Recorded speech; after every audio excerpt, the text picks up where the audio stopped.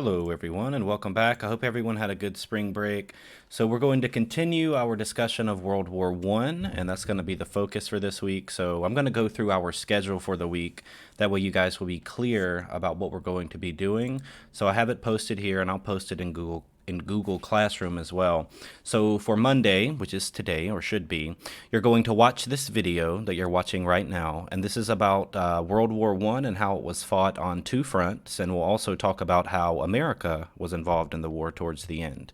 On Tuesday, I want you to begin working on your study guide that I've also posted in Google Classroom. The study guide's going to be due by Sunday night at 11:59 p.m., but I would start working on it as soon as possible because there's quite a bit to get through, a lot of important terms and concepts. On Wednesday, you're going to watch another video that I've made for you, and this one is called The End of the War. So we're going to talk about the Treaty of Versailles and how the war actually came to a close. Now, the study guide and the videos are going to help you get ready to take a quiz on Thursday on quizzes. I'm going to post the link to that quiz on Thursday, so you won't see it up there on Google Classroom until the day of the quiz. I wouldn't stress too much about it. It's not going to be too difficult, and I'm sure you guys will do just fine. But just know that you do have a quiz on Thursday on quizzes. On Friday, just like normal, it's going to be a catch-up day for you, so that gives you a chance to get caught up on all of your work for that, for my class, for any of your other classes, and just to make sure that you guys have plenty of time to get all of your stuff done. So use your time wisely on Friday to get all of that stuff done, and remember that the study guide will be due by Sunday at 11:59 p.m. So let's go ahead and get into it. Let's talk about the war. And as we talked about last week, and as part of your project, you learned how destructive the war was because there was a lot of modern weapons that were used for the first time that had never been used before, and it led to a lot of destruction. You had rapid-fire machine guns that were just killing soldiers by the thousands, right? Wiping them out in waves, and it made it nearly impossible to make any progress because remember this idea of trench warfare and no man's land. And all of the fighting that was happening, no one was making any progress. No one was winning the war. People were just dying and fighting, but no one had a feeling that they were actually going to win. We talked about the tank and how Great Britain introduced that in 1916, an armored tank. It had machine guns on it as well. It could move across broken ground and through barbed wire. And the tanks, while they were very deadly, weren't always as efficient. They broke down a lot. So the tanks and the poison gas and the flamethrowers and the mortars and all of the things that were a part of the project were very deadly and dangerous, but it did very little to break the stalemate. Remember, the stalemate is when both sides are fighting, but no one is actually winning or creating an advantage for themselves. We also talked about aircraft and how planes at first were used just to observe enemy movement, but later on in the war they started to use planes to shoot down zeppelins. So planes actually began to fight each other in air-to-air combat. Submarines and U-boats were very important. So all of that meant that the war was very destructive, which is what we covered last week. So that's a little reminder of where we were. Now, I want to go ahead and move into a deeper discussion of the war on the Western Front. So there were a couple of very, very important battles that we're going to talk about on the Western Front. The first was the Battle of Verdun, and that was France versus Germany. This battle lasted 11 months, so that battle lasted almost a year. And during that time, 305,000 people lost their lives, but again, neither side was able to make any gains. No one was winning this war. The stalemate continued. Another good example of this is the Battle of the Somme, which is England and France versus Germany. And in this battle, 1 million people lost their lives, and over the course of the battle, the English and the French only gained 5 miles of land, which is really not a lot. So think about that. 1 million people died, and England and France only gained 5 miles throughout the entire thing. So French warfare, a very deadly, very terrible experience for all of these soldiers. And what I want to do now is watch a quick The stalemate video. in the trenches continued through 1915 and into 1916, when the generals decided to go back to their original weapon, their men.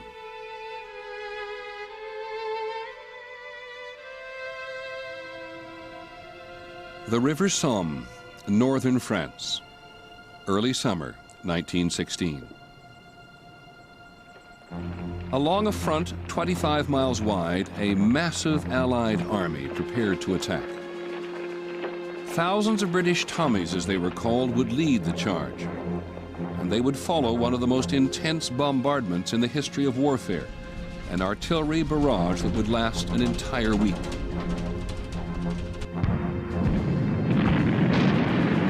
The Battle of the Somme was about to begin. There must be 1,000 guns if there was one. It was a terrible roar from morning till night. But the foolish officers said, "Tomorrow, boys, you'll be over the top, and don't worry," he says. "There'll be no trenches there. Our shells have blown them to pieces. There'll be no Germans there. They're blown to pieces. All you have to do is to walk over and take those trenches. In fact," he says, "you can carry your rifle like a bag." All right, so what this British soldier is being told by his superiors is that they're at a point in the war where they can go ahead and they can take over the Germans because the trenches are no more. There's not any German soldiers left. They've all died. So he's being told this is going to be really easy. You guys are going to walk through no man's land. It's going to be, it's not going to be dangerous. Nobody's going to lose their life. And you're just going to go over there and you're going to take over the Germans and we're going to go ahead and we're going to win this battle. So that's what he's being told. But listen to what happens once the British soldiers start charging the Germans.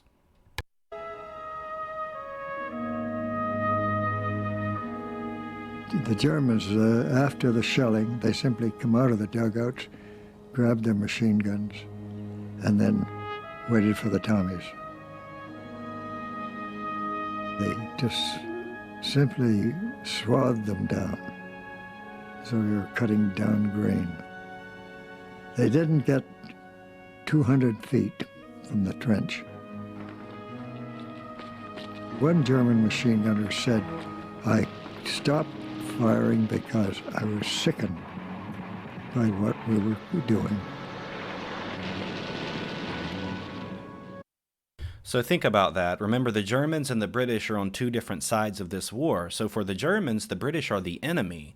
And this German machine gunner is killing these British soldiers so quickly and so easily that even he feels so bad about it that he can no longer continue to do it. So he stops firing on the enemy because he can't deal with what he's seeing happen in front of him. So this is a good example of what trench warfare was like and how destructive and how awful this war truly was. It was the bloodiest day in British history. 20,000 men killed, 40,000 wounded. And yet, the day after, and for days after that, young men continued to be ordered out of their trenches and into near certain death. The poet volunteer, Alan Seeger, was killed on July the 4th. On the same morning, Ted Francis waited for the signal to go. Officers are down below us in the trenches with a whistle. And when they blow that whistle, we got to dash out of the trenches and make for this German trench. And it is in those few 4 or 5 minutes that we look at each other and say, "Oh, well, now I shall do this." Some were visibly shaking, some were crying. And of course, when the whistle went, and we had to scramble over.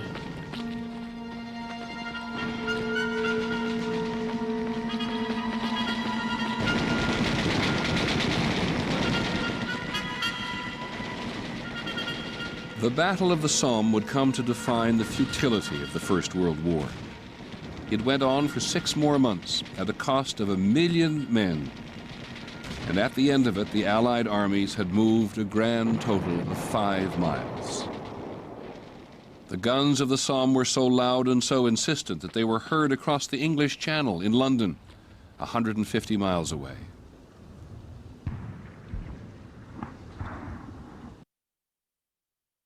So that's a quick look at the Western Front and what the war was like in battles like in Verdun and the Somme, and what trench warfare was like and no man's land and how deadly it really was. But now let's turn our attention to the Eastern Front, because remember, this war was fought on two fronts, the West and the East. And on the Eastern Front, this is closer to where Russia is, and Russia suffered many, many losses. A lot of Russians died in this war, and the main reason was because the Russians hadn't industrialized. Remember, during the Industrial Revolution, we talked about Germany and Great Britain and a lot of those European powers industrializing to create better economies, to create an empire, and eventually to create these really big militaries. Well, Russia never really industrialized as much as the rest of Europe did, so by the time the war took off, it didn't take long before the Russian army was short on food, guns, ammunition, clothes, boots, blankets, and other supplies. So many, many Russians lost their lives. But the thing is, the Russians did have one thing that a lot of other countries didn't, and that was a huge population. So they had a lot of numbers. So throughout the war, the Russian army suffered a lot of losses, but the army continually rebuilt its ranks from the country's enormous population. And for more than 3 years, the Russian army managed to tie up hundreds of thousands of German troops on the Eastern Front. And as a result, Germany couldn't take a full army to the Western Front. So even though the Russians were poorly industrialized, they were able to keep the Germans busy enough that France and Great Britain had an easier time fighting them on the Western Front. So that's the difference in what's going on in these two different parts of the war. But another thing we need to talk about or begin to consider is the economic impact of the war as well. So early on, both sides of the war, the Allies and the Central Powers, had set up systems to recruit, arm, transport, and supply armies that numbered in the millions, right? Millions and millions of soldiers. And all of the nations involved in the war, except Britain, imposed universal military conscription. Conscription just means a draft, if you've ever heard of that before. And that required all young men to be ready for military or other service to support the war. And Germany even set up a system of forced civilian labor. So they made people work to support the war effort against their will. Back at home, governments were raising taxes. They were borrowing huge amounts of money, because if you think about the cost of fighting a war, it's very expensive. So they began to ration their food and their other products, everything from clothes and boots to gasoline. They had to conserve and use it sparingly. In addition to that, there were other economic controls like setting prices and making sure that workers didn't go on strike. So all of this leads to this idea that it's a total war, meaning that every citizen, every person is devoted to supporting the war effort, whether it be working in a factory or fighting on the battlefields or selling goods to support the war effort. Every citizen was a part of this all across the world. Another thing that begins to happen is propaganda, because total war meant that all of these countries needed to control public opinion, because if you're going to fight a war, you want to make sure that your citizens support that idea, right? So even in democratic countries, there were special boards that were put in place to censor the press, to make sure that everything that was published was positive for your country. Their aim was to make sure that casualty figures and other discouraging news was not reaching the people. So they didn't want people to know how many people were dying, and they certainly didn't want people to know that nobody was actually winning the war and that it was a stalemate. The government censors also restricted popular literature, historical writings, motion pictures, art, and both sides began to wage this propaganda war. Propaganda is the spreading of ideas to promote a cause or to damage an opposing cause. So for example, Allied propaganda often played up Germany's invasion of Belgium as this really horrific, terrible act. And the British press and the French press, they both began to publish these tales of these horrible things against innocent people. And some of it was true. But the thing about propaganda is that a lot of it wasn't true. So that's another part of total war, is propaganda. And the last part I want to cover involves women. because total war also meant that governments turned to help from women in a way that they never had before. There were thousands of women replacing men in factories, offices, shops. Women built tanks and munitions. They plowed the fields. They helped run hospitals. They made sure that the troops had all of the food and the clothes and the weapon that they needed. And when the war ended, most women left the workforce, but it had already changed a lot of people's opinions of what women were capable of. And another thing to note is that many of these women saw the horrors of the war firsthand because they were working on the front lines as nurses. So women were more involved in this war effort than they had ever been in any war effort in the past. So just consider that total war is this idea that World War I was the first time that people around the world were completely devoted in their jobs and in their lives and in everything they did to a war effort. So now we need to turn to this map that we're going to look at. And most of the fighting took place in Europe, but World War I was definitely a global conflict because everyone around the world felt the consequences of it. Because if you think back to imperialism, these European powers have colonies all throughout the world, in Africa and South America and East Asia. And whenever they run out of supplies or they're short on resources, who do they turn to? Their colonies once again, right? So all of these European powers like Great Britain, France, Germany, and the Ottoman Empire are looking to their colonies to help supply them. Over in the Middle East, the Ottoman Empire eventually joins the Central Powers, and Japan actually allies itself with Great Britain, and they took some German colonies in China and islands in the Pacific. So Japan is taking over all of this stuff you see in the yellow box-looking thing to the right of the map. And the point I'm trying to make is that there were countries and colonies all around the world who were a part of this war effort. Even if you didn't live directly in Europe, you were certainly affected by what was going on. Another repercussion or consequence of the war involves the Russian Revolution. So this was a revolution in Russia that happened after 3 years of war. And as I was just talking about earlier, Russia was hit extremely hard by World War I, and they lost millions of their people. So there were lots of stories about incompetent generals that were incapable of fighting a war. Corruption within the Russian government meant that the public was unhappy with what was going on. And overall, Russia was just in a really bad place towards the end of World War I. So what happens is, in March 1917, there are bread riots that are happening in St. Petersburg. And the bread riots were happening because these people didn't have enough food to support themselves and to feed themselves. So what happens is this thing blows out of proportion into a full revolution that brings down the Russian monarchy. At first, the Allied powers, they welcomed the overthrow of the Tsar. They wanted the Russian government to change because they were hoping that Russia would begin to use a democratic government similar to what they used, and because of that, they could become a stronger ally. But that's not what happened. Later that year, there's a man named Vladimir Lenin that comes to power, and he promised the Russian people that he was going to pull all of the Russian troops out of the war.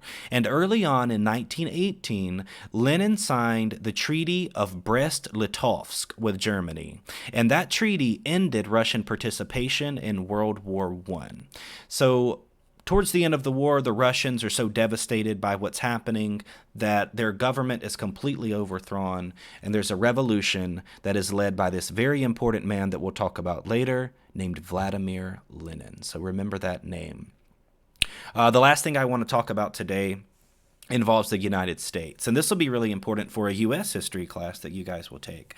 So in January 1917, the Germans announced that their submarines, their U-boats, would sink without warning any ships in the waters around Great Britain. This policy was called unrestricted submarine warfare. Now, back in 1915, 2 years before this, or about a year and a half before, the Germans had already tried this policy of unrestricted submarine warfare when they sank a British ship called the Lusitania. And it only took about 18 minutes for them to sink that ship, and 1,200 people lost their lives. There were like 100 children on board who died as well. And the attack also left 128 American citizens dead.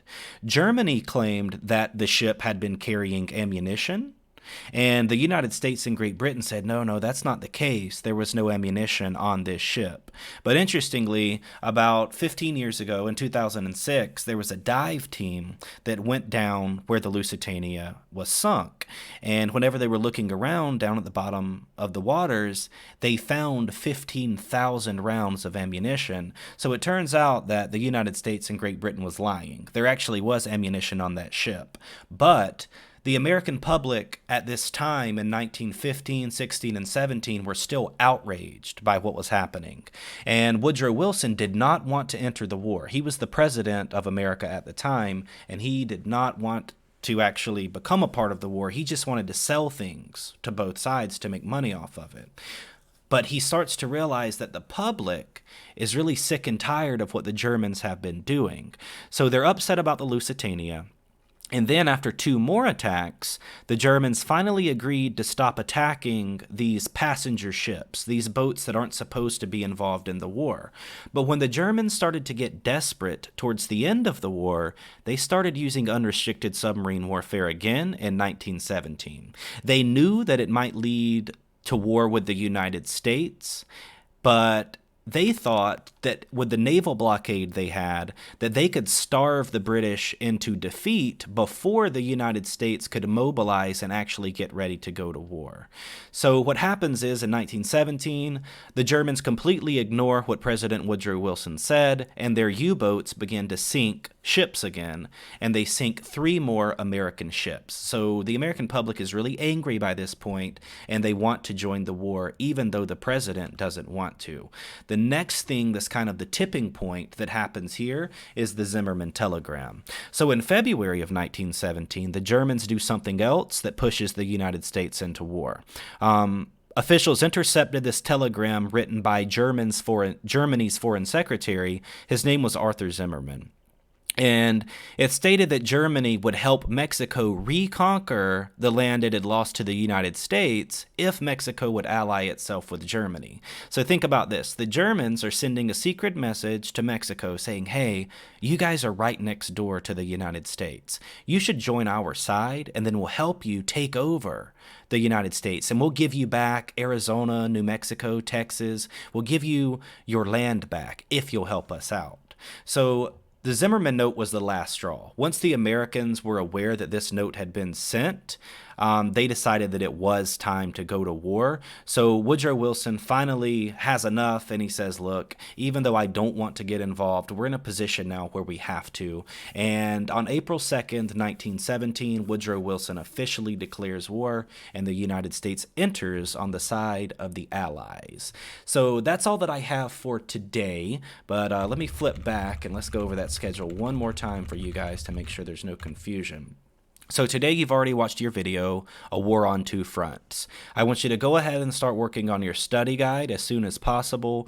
I'll give you all day on Tuesday to work on that. On Wednesday, you're going to watch another video that I make called The End of the War, and we'll talk about how the war comes to an end and the repercussions for Germany, because a lot of terrible things happened to Germany after the war was over. We'll get into that.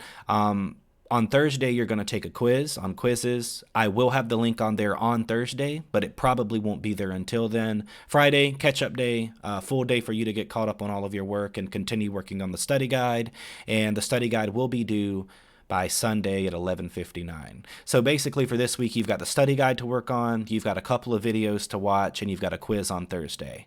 And that'll, that'll be it for the week. As always, let me know if you have any questions, send me an email. You can reach out to me on Remind. Be sure to join our Remind if you haven't done that yet. Check out the YouTube channel because I'm going to upload these videos on there. That way, if there's a problem watching them on Google Classroom, hopefully you can just watch them on YouTube and it'll work better. But anyway, I hope you all had a good spring break. It's nice to be teaching again, and I'm excited to talk about World War I. So let me know if you have any questions, and if not, you guys have a wonderful day, and I'll talk to you soon.